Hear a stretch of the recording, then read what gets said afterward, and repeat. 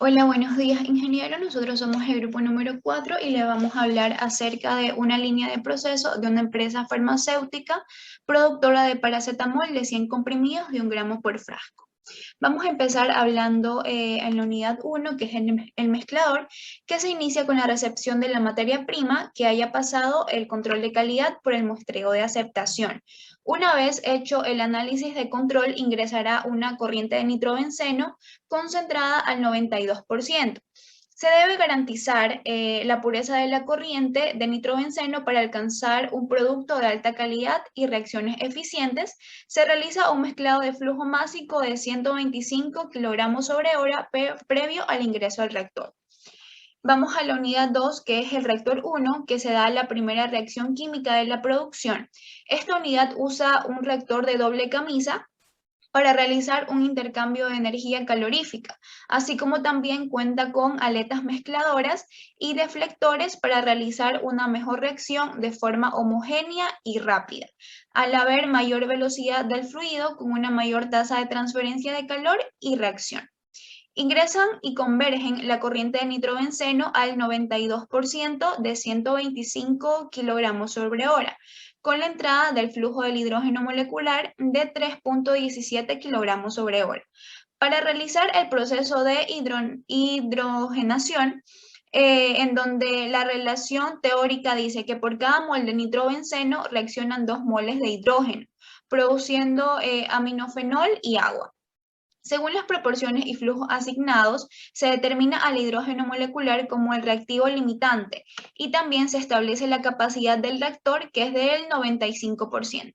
La reacción se da como resultado una pequeña cantidad de nitrobenceno en exceso que reacciona al 18,87% con el hidrógeno molecular y que no reaccionó, al ser un reactor con un factor de efectividad de reacción del 95%.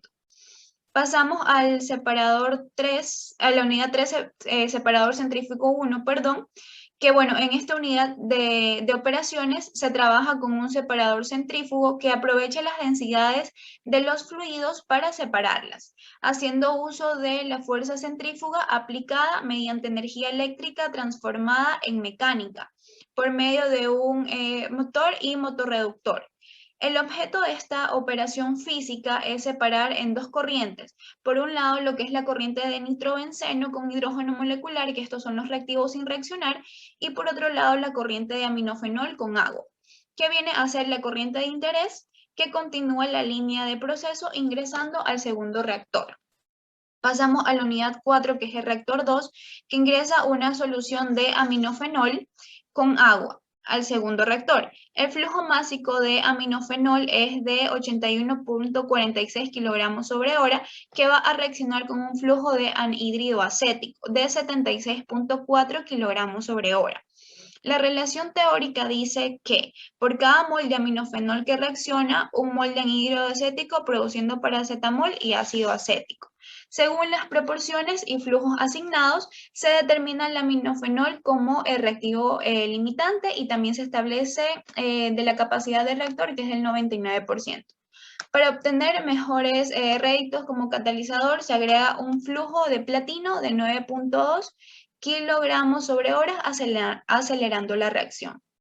Tenemos por acá, pasamos a la unidad 5, que es el separador centrífugo 1, que usando el mismo principio de diferentes densidades y aplicación de fuerzas centrífugas, se logra separar la corriente combinada de ácido acético, platino con una pequeña cantidad de aminofenol, más anhídrido acético sin reaccionar. Por otro lado, la corriente de paracetamol con agua, siendo la corriente de interés, continúa la línea de proceso ingresando al granulador húmedo. Para esto se utiliza lo que es la banda transportadora para transportar del separador centrífugo al granulador. Pasamos a la unidad 6, que es la granulación húmeda, que en este proceso se humecta el soluto para mejorar la consistencia. Ingresa el paracetamol a un 98% y se pone en contacto directo con un flujo de agua de 3 kilogramos de agua. acondicionada a una temperatura de 37.66 grados centígrados, suministradas por el intercambiador de calor en el proceso de granulación para el paracetamol.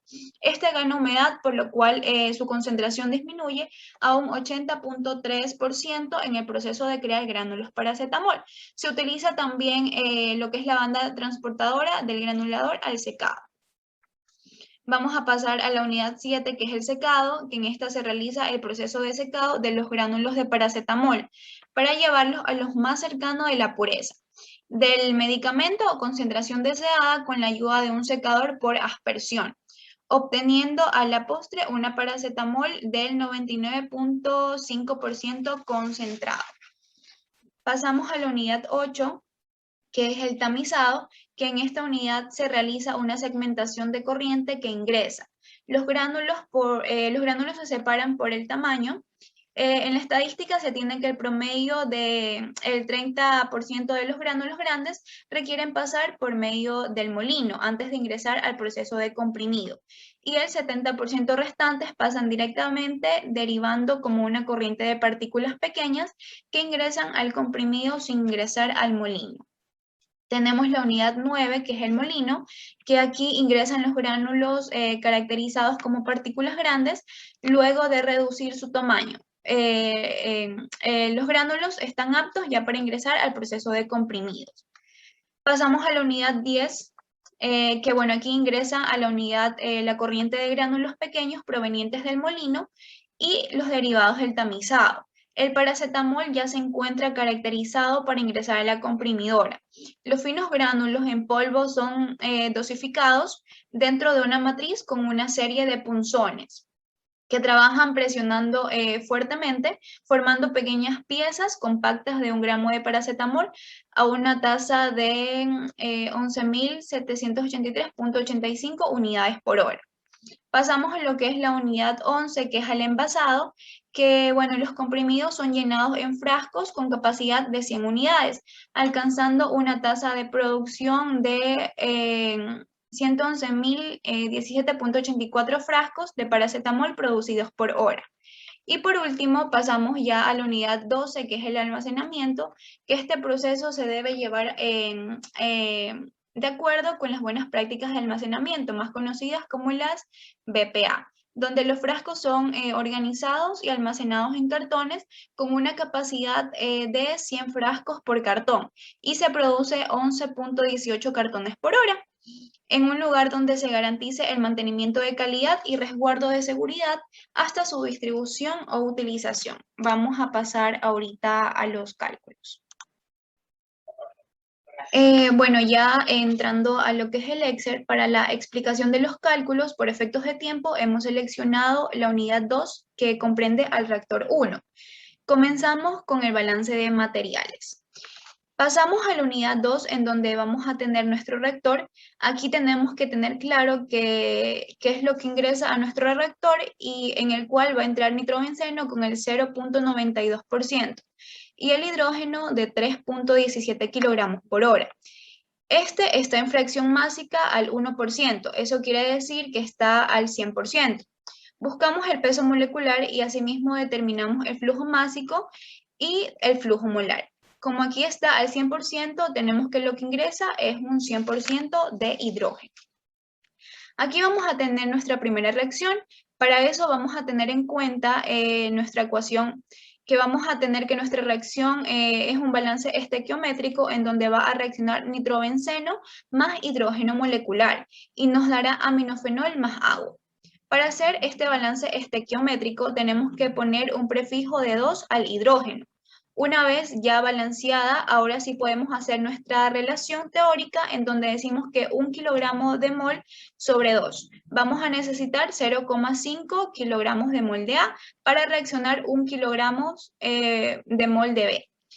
Eso en cuanto a la relación teórica. Ahora vamos a hacer la relación práctica, en donde vamos a usar este flujo molar haciendo la relación y tenemos que 0.59 kilogramos mol de A por cada kilomol de B. Entonces, comparamos con nuestra relación teórica, vamos a tener un exceso de kilomol de A.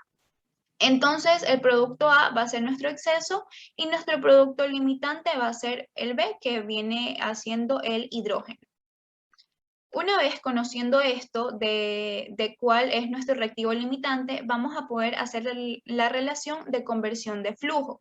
Para hacer esta relación, nosotros necesitamos el factor de conversión que lo da el fabricante, que nos da que es un 95%, pero esto ya en fracción da 0.95. Eso lo vamos a multiplicar por lo que es el flujo molar de nuestro reactivo limitante y obtenemos nuestra relación de conversión. Aquí vamos a hacer la relación. Vamos a tratar de llevar ese 2 a 1 para evitarnos complicaciones en lo que es el cálculo. Como esto lo vamos a dividir para 2, asimismo para no alterar la ecuación tenemos que todo lo vamos a dividir para 2 y nos dan pues los resultados que están ahí. Luego realizamos nuestras relaciones de reacción y nuestros cálculos y nos darán los resultados obtenidos. Aquí tenemos este balance que muestra que lo que ingresa es igual, que lo que ingresa y lo que se consume. Tenemos aquí que ingresa el nitrobenceno y reacciona el nitrobenceno. Este se consume y por lo tanto sale menos de lo que ingresó. Lo mismo pasa con lo que es el hidrógeno, que ingresa, también reacciona y sale hidrógeno, pero en menos cantidad porque este se está reaccionando. Pero con el aminofenol pasa todo lo contrario. Este no ingresa porque este es el que se produce y se genera. Y este que vamos a necesitar para hacer el paracetamol. Luego ingresa agua, que esta no reacciona, pero se crea más agua. Bueno, siguiendo en cuanto a lo que es la exposición del segundo parcial, vamos a hablar lo que es un solo proceso. En este caso, como nuestro tema, el tema de este proyecto se basa en lo que es una industria farmacéutica, vamos a escoger el proceso de los reactores. Como podemos ver aquí en el cuadro azulito, nosotros tenemos en nuestro proyecto, como se pueden dar cuenta, tenemos el programa tiene todas las variables o todos los datos, ya sean los datos obtenidos por los cálculos, por ejemplo, la altura del fluido, en este caso lo obtuvimos por cálculo. Son también dadas estos datos por ficha técnica, la potencia nominal de motor reductor, esa ahí es dada por la ficha técnica, así sucesivamente con cada uno de los datos, que unos son dadas por obtenidos por nosotros en los cálculos y otros son dados por fichas técnicas o tablas. En este caso, nos podemos dar cuenta, siguiendo con la exposición, tenemos el esquema. Aquí tenemos un reactor. En este caso, partimos haciendo el diseño del reactor. Si se pueden dar cuenta, como se puede dar cuenta, hicimos un corte sagital y el motor reductor queda así. Siguiendo en este de aquí, se pueden dar cuenta también hay una doble chaqueta, que este de aquí es un espacio hueco intermedio en donde va a haber un fluido, que este fluido puede servir por medio de enfriamiento o por medio de calentamiento, dependiendo de qué se quiera hacer con la sustancia. También tenemos lo que es el diseño del reactor. En este diseño del reactor se pueden dar cuenta que este reactor es como un cilindro que tiene lo que son mezcladores, que son como paletas. Y aquí ya establecido, bueno, aquí en lo que es el diseño del reactor, ya establecido lo que va en el sistema, donde H vendría siendo, aquí H vendría siendo la altura del fluido, que en este caso valdría 1 metro. Entonces, dt, en este caso, el diámetro del tanque va a ser igual a 1 metro. Aquí podemos ver, como lo vemos al principio, que tenemos este dato, que la altura del fluido, que es H, va a ser igual a 1 metro. Entonces, si nosotros determinamos que la altura del fluido va a ser 1 metro, el DT también va a ser 1 metro. Partiendo de eso y despejando cada una de las especificaciones que tenemos, que DA, como lo vamos a ver aquí, vendría siendo el diámetro del impulsor. La distancia del fondo de la base del impulsor. G vendría siendo la longitud de las paletas. W, en este caso, el ancho de las paletas. Y el ancho de la placa deflectora vendría siendo G, que lo encontramos acá arriba. Y F vendría siendo lo que es el espacio entre la placa deflectora y el tanque.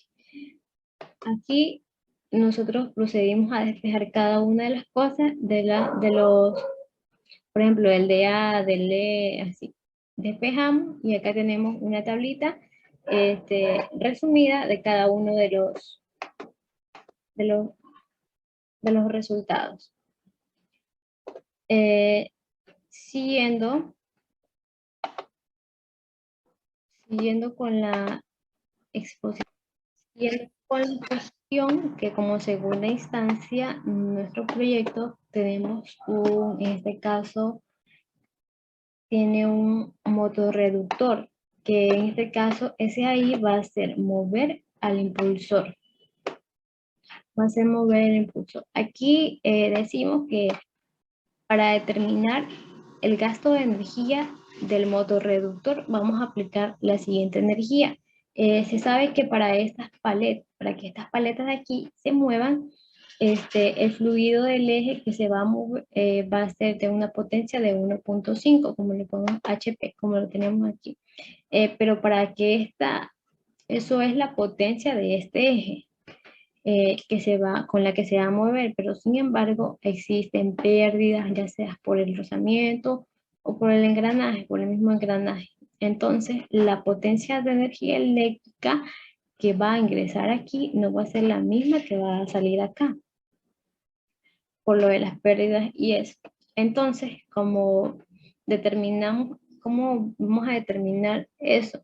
Sabiendo la eficiencia. En este caso tenemos una eficiencia del 93%, que quiere decir que el 7% es lo que es las pérdidas.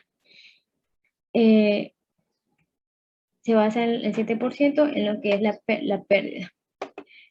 Aplicamos lo que es la potencia eléctrica requerida para el proceso. Para obtenerla, aplicamos lo que es esta fórmula, que vendría siendo, la aplicamos y ahí obtuvimos lo que es, lo que es, cuánto será la potencia del gasto energético, que vendría siendo con la que se va a iniciar aquí para que salga aquí. Como ya sabemos que no va a ser igual, en este caso nos salió 1.61. Es mayor, sí, por diferencia es mayor, por lo de las pérdidas y todo eso, que la que se entra aquí no va a salir, no es la misma energía que va a salir acá. Entonces, esto de aquí lo transformamos a kilowatts, y tenemos que 1,11 kilowatts va a ser con la que se va a mover el fluido, y 1.20 kilowatts es la energía eléctrica. Bueno, esa ha sido mi exposición. Muchas gracias. Ok, bueno, continuando con la explicación de mi compañera, yo les voy a hablar sobre el balance de energía. Ya, para poder nosotros hacer nuestro balance de energía necesitamos primeramente el balance de material, que esto ya lo hicimos anteriormente en la primera parte del proyecto. Esto está conectado con nuestra anterior parte. Si yo llego a modificar algo aquí, todo esto me va a cambiar. Ya. Literal, para poder nosotros hacer el balance de energía vamos a tener en cuenta nuestra corriente, la cantidad de nuestro reactor, las cantidades de la corriente, las que ingresan y las que salen. Ya, eso es lo primero que vamos a tomar en cuenta.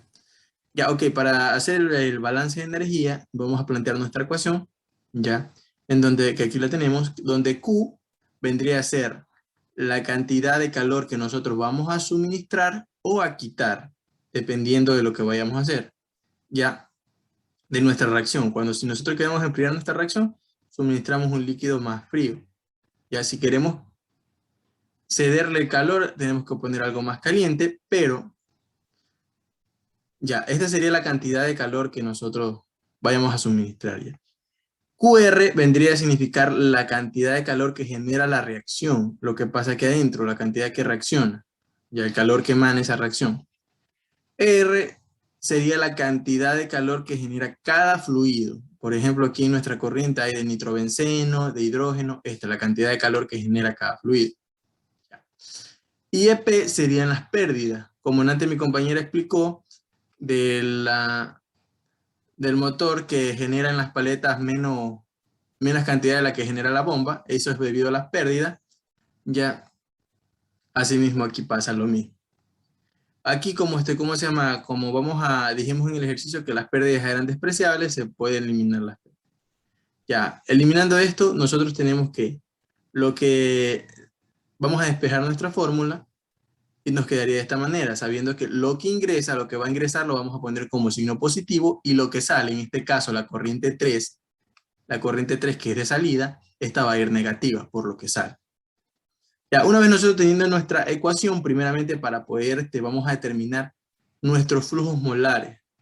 Ya, para determinar nuestros flujos molares, vamos a tener que restar la cantidad de fluido que no reacciona a la cantidad que ingresa.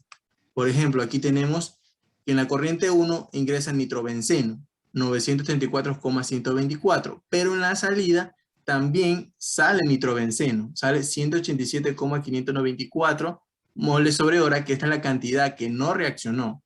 Entonces, nosotros para poder determinar nuestro flujo molar, vamos a restar la cantidad que ingresamos, que son la cantidad que ingresa, que es de 934 a 124, le restamos los 187,59 que no reaccionó, que salió prácticamente sin reaccionar. Ya. Luego hacemos lo mismo con el hidrógeno. En la corriente 2 solo ingresa hidrógeno. Ya. Este hidrógeno hacemos lo mismo. Tenemos acá en la corriente 3, que la que sale, hay 78,58 que no reaccionó. Se lo restamos al hidrógeno que ingresamos también de la misma manera. Ya, en el caso del aminofenol, este de aquí no ingresó, este se genera. Debido a la reacción se genera. Por lo tanto, vamos a quedar de la misma manera. Va a ser igual, no hay que restarle nada. Ya, en este caso el agua que reacciona, esta aquí es de enfriamiento, por eso hay una reacción que acá se genera también agua. ¿Ya? Entonces tenemos que esta cantidad de agua que está aquí, se la vamos a restar a la que ingresó en la corriente 1. Ya, nos quedaría de esta manera. Entonces aquí obtenemos los siguientes flujos del nitrobenceno, los flujos molares del nitrobenceno, del hidrógeno y del agua, y del aminofenol, por supuesto. Ya, luego de obtener los flujos molares, vamos a determinar la cantidad de calor de la reacción. O sea, la cantidad de calor que genera la reacción, lo que genera aquí dentro. ¿Ya? Ok, vamos a determinarla. ¿Cómo la determinamos? Poniendo los flujos molares, multiplicándolo, cada flujo molar que ingresa, multiplicándolo por la variación de entalpía. Ya, de los productos menos los flujos molares de los reactivos, o prácticamente de los que ingresan, por la variación de entalpía, de esta misma manera. Ya, ok, esta variación de entalpía la vamos a encontrar en tablas. Aquí en las tablas, tenemos la variación de entalpía del nitrobenceno, del hidrógeno, del aminofenol y del agua. Podemos darnos cuenta que el hidrógeno, como está en estado gas, es de 0. Ya. Entonces, reemplazamos nuestras fórmulas, nos quedaría de la siguiente manera, que la cantidad de calor de la reacción es igual al flujo molar del aminofenol por la variación de entalpía del aminofenol, por el flujo molar del agua, por la variación de entalpía del agua. Y así sucesivamente también con los reactivos, ya que estos son los que ingresan. Ya. Determinando ya aquí, resolviendo nuestra ecuación, nos da que la cantidad de calor de la reacción es de menos 75,06 kJ sobre segundo. Ya, esta sería nuestra respuesta. Ahora también nos falta determinar las corrientes energéticas, que eso vendría a ser E1, lo que falta en nuestra ecuación. La que tenemos aquí principal, vamos a determinar las corrientes energéticas, que son E1, E2, E3, para poder luego nosotros resolver esa ecuación. Tenemos ahí algunas incógnitas. Ya. En este caso vamos a utilizar esta forma, en donde tenemos que los flujos molares los vamos a multiplicar por el CP, por la diferencia de la temperatura interior menos el de la temperatura de referencia. ¿Ok? Este CP también lo encontramos en tabla. Aquí tenemos la tabla. Tenemos que usar el CP, que es molar, porque estamos hablando de flujos molares. Ya, reemplazamos nuestra fórmula E1, que va a ser la corriente energética 1, la corriente del flujo 1, ya, que es el del nitrobenceno por el CP del nitrobenceno, ya, más el agua por el CP del agua. ¿Por qué ponemos el nitrobenceno y el agua? Porque tenemos en cuenta que en la corriente 1 ingresa nitrobenceno y agua. Aquí vamos a poner todo lo que ingresa en la corriente 1. Ya. Ya, por el CP del agua y la diferencia de temperatura. Ya. Una vez reemplazando nuestras ecuaciones, la que ya tenemos aquí, todos los valores que ya tenemos, nos da que la corriente energética de la corriente 1 es de 0,246 kJ sobre segundo. Ya. Determinamos lo mismo en la corriente 2. Aquí en clase va a ser un poquito más corta, ya que en la corriente 2 solamente ingresa hidrógeno. Como podemos ver aquí en esta corriente, solo ingresa hidrógeno. Ya, en la corriente 2 hacemos la misma manera, la multiplicamos por su CP y por la diferencia de temperatura. Ya, o vamos a obtener que la corriente energética de la corriente 2 va a ser de 0,1592 kJ sobre segundo. Aquí nos da 563,43 kJ sobre horas, pero hay que transformarlo al sistema internacional, que nos daría 0,1592 kJ. Ya, en el caso de la corriente 3 va a ser un poquito más larga, ya que tenemos que ver todo lo que sale prácticamente en la corriente, los reactivos que no reaccionan, y ¿cómo se llama? Y los productos prácticamente, en la corriente 3. Por eso hacemos de la misma manera, multiplicamos el flujo molar del nitrógeno por su CP, del agua, del hidrógeno, del aminofenol, que es el producto, y así por su CP también, y la diferencia de temperatura. Ya bueno, aquí haciendo los cálculos vamos a tener que la corriente energética de la corriente 3 es de 1425,27 kJ sobre horas, o transformado al sistema internacional 0,395 kJ sobre hora. Ya, ahora también, ¿qué nos faltan? Ya, ahora sí podremos aplicar nuestra fórmula, la que teníamos aquí al inicio, la que habíamos planteado al inicio para poder resolver la cantidad ya, de calor que necesitamos suministrar a la reacción.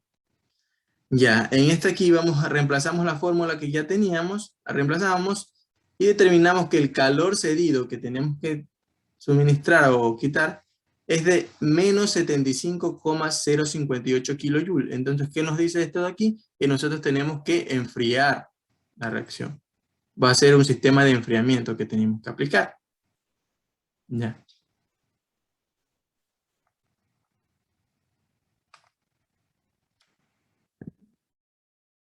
Ok, ahora vamos a continuar con el siguiente paso.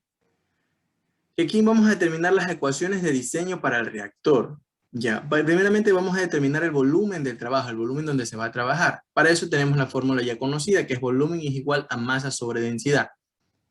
Ok, para yo determinar el volumen puedo darme cuenta de que yo no tengo un volumen, pero tengo el flujo volumétrico. Yo estoy trabajando con el flujo volumétrico y ese también nos puede servir. Con la diferencia que esta masa la vamos a transformar en flujo másico. Por eso tenemos que usar los flujos máxicos de los reactivos, donde tenemos que el flujo másico del nitrobenceno es de 115 kilogramos por hora, y aquí sucesivamente el flujo másico del hidrógeno es de 3,17 kilogramos sobre hora. Ya.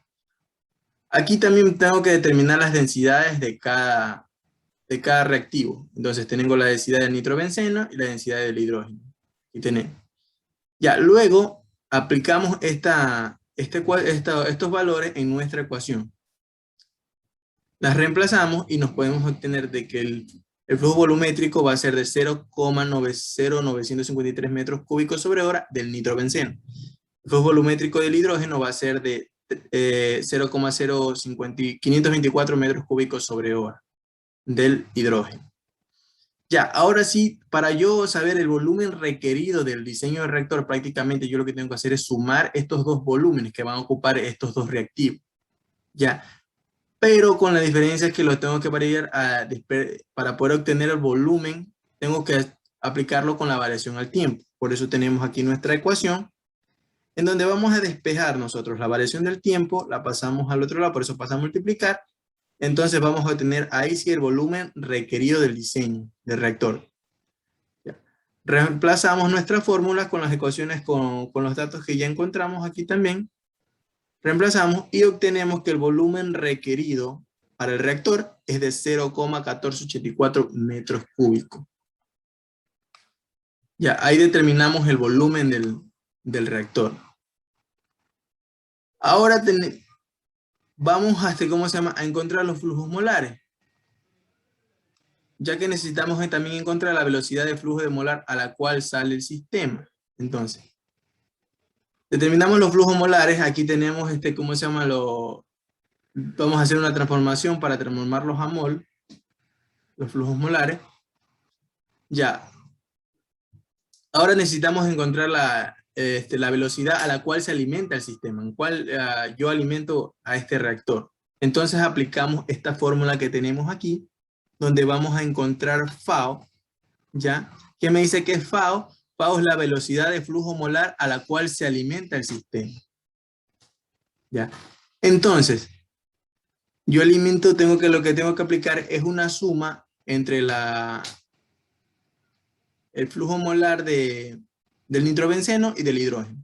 Por eso aquí tenemos la suma respectiva y la transformamos a mol, mol sobre segundo. Porque la estoy sumando en hora, tengo que transformar el sistema nacional y me queda a mol sobre segundo. Me queda 0,696 mol sobre segundo, que es la cantidad que yo alimento al sistema, ¿ya? Al reactor. Ya. Ahora vamos a determinar a la velocidad a la cual este reactor se consume. O sea, a la velocidad que me consumen los reactivos. Ya, entonces vamos a aplicar que vendría a ser este FAO por F, que es la velocidad de molar a la cual se consume dentro del sistema. Ya. Ok, este FAO tengo que multiplicarlo. El FAO que yo encontré, la velocidad del flujo molar a la cual yo lo alimento, el sistema, ya, tengo que multiplicarlo por el factor de reacción de este reactor, que al inicio lo habíamos dicho, que era el 95%. Ya, entonces lo multiplico y puedo decir de que de 0,696 mol sobre segundo, solamente 0,6612 moles son los que reaccionan. Ya, esta es la velocidad a la cual se consume dentro del sistema. Ya, ahora, necesitamos también la velocidad de flujo molar a la cual sale del sistema. Ya, que vendría a ser en esta ecuación que tenemos aquí, que FA, que es la velocidad de flujo molar a la cual sale del sistema, esto de aquí. Venimos a aplicar nuestra ecuación, que sería FA, como la que tenemos aquí, FAO restado menos FAO por la multiplicación del factor de reacción.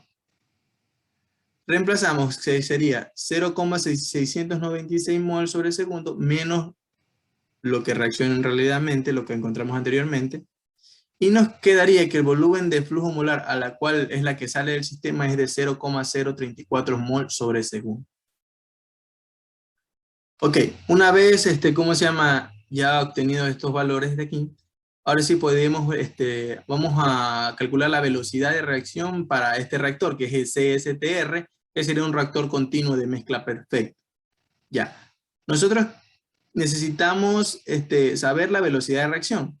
Esa la tenemos aquí, la que es menos RA. Esa vendría a ser la velocidad de reacción. Ya, pero como nosotros ya tenemos el volumen requerido, ya tenemos FAO por F, ya tenemos entonces yo puedo despejar y sencillamente encontrar la velocidad de reacción de este reactor, prácticamente el que estamos usando. Entonces reemplazo y me quedaría que la velocidad de reacción sería de 4,45 mol metros sobre metros cúbicos por segundo. Ya quedaría negativa. Esta sería la respuesta. Y ahora como conclusión, hemos puesto aquí las conclusiones importantes, que es el funcionamiento del reactor CSTR. Se requiere que se le suministre una potencia eléctrica de 1,2 kilowatts. En cuanto al balance de energía, se necesita un medio de enfriamiento que observa una tasa de calor producto de la reacción de menos 75,05 kJ sobre segundo. Y en lo referente a las ecuaciones de diseño del reactor, se obtendrá una velocidad de reacción de 4,455 mol sobre metros cúbicos por segundo. Bueno, aquí tenemos los anexos, ¿ya?